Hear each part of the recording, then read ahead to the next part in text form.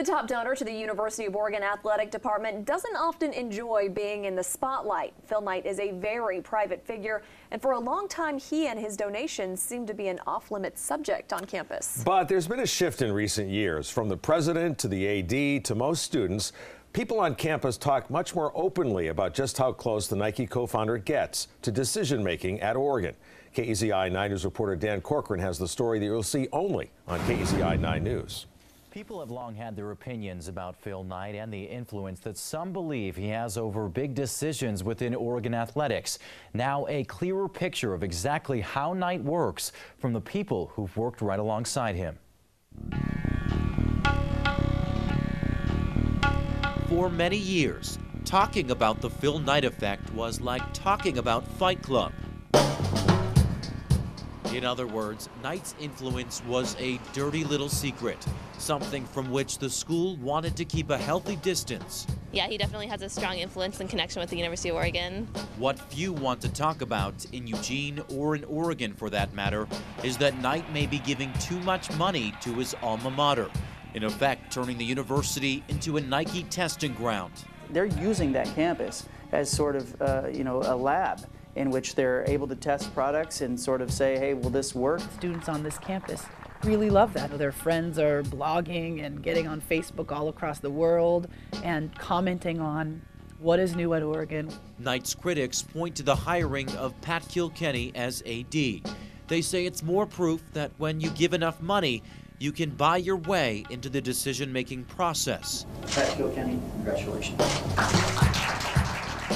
Some believe the 2007 appointment of Kilkenny was one of the more brazen moves by Knight's camp to gain a direct hand in managing Oregon's athletic resources. Kilkenny had no college degree, no experience as an AD, and with Kilkenny at the helm, Phil Knight-backed athletics projects jumped on the fast track to completion, something the school never saw with former AD Bill Moose. Bill Moose didn't see the arena project the same way as Phil Knight, and essentially he was bought out.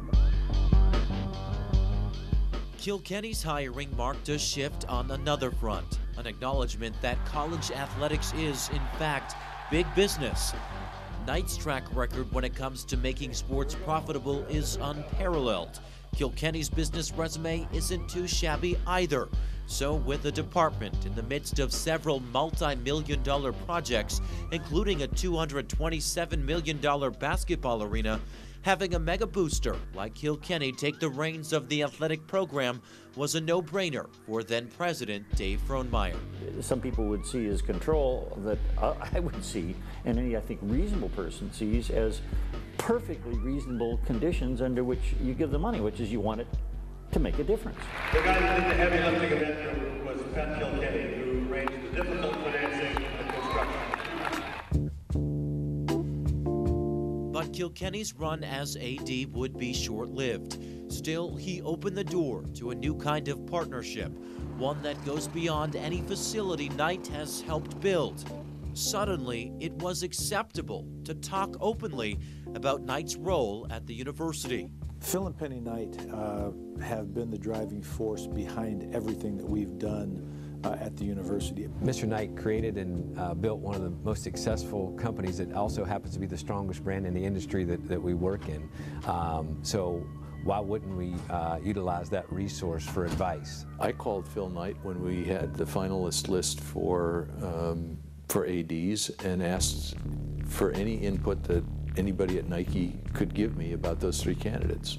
Current university president Richard LaRiviere has no trouble speaking openly about the role Nike played in hiring new AD Rob Mullins. I didn't say, who should we hire? I didn't say, I'm thinking of hiring this person, is that okay with you and your colleagues? I just said, anything you can tell me? I've got a big decision here and I want to know what you know that can help me. And Mullins himself is also very frank about whom he spoke to shortly after taking the helm of the athletic department. First of all, did you speak with any other donors assigned? That's all I've talked to. I had not met in person. It was just a brief call to just to say hello and introduce myself. It wasn't much more than that. Prior to Mullins, of course, former head football coach Mike Bellotti held down the AD role.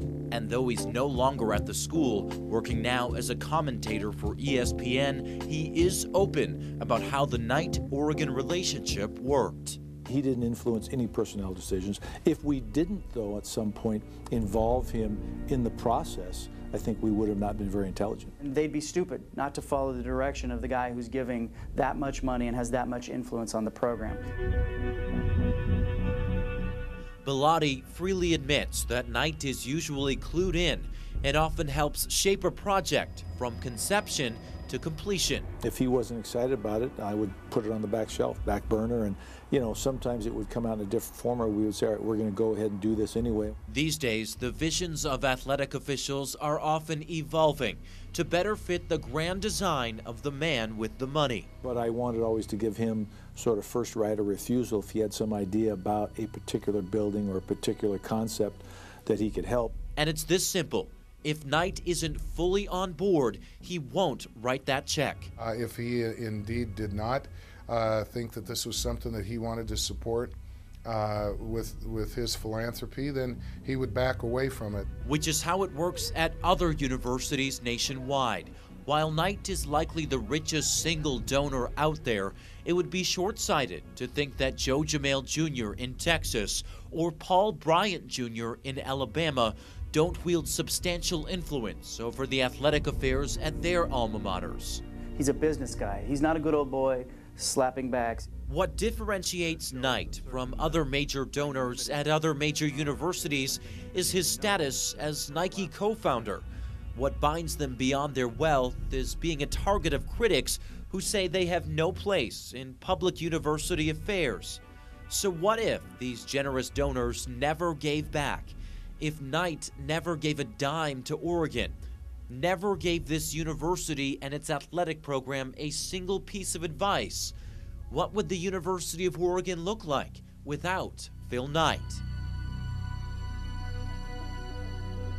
Tomorrow night, we wrap things up. What if Knight never gave a dime to the school? What would the U of O look like without him? And if you missed any of the first 3 parts to this series, you can watch them on KEZI.com. And let us mention again that we did request an interview with Mr. Knight and Nike. That request was declined. In the studio, Dan Corcoran, KEZI 9 News.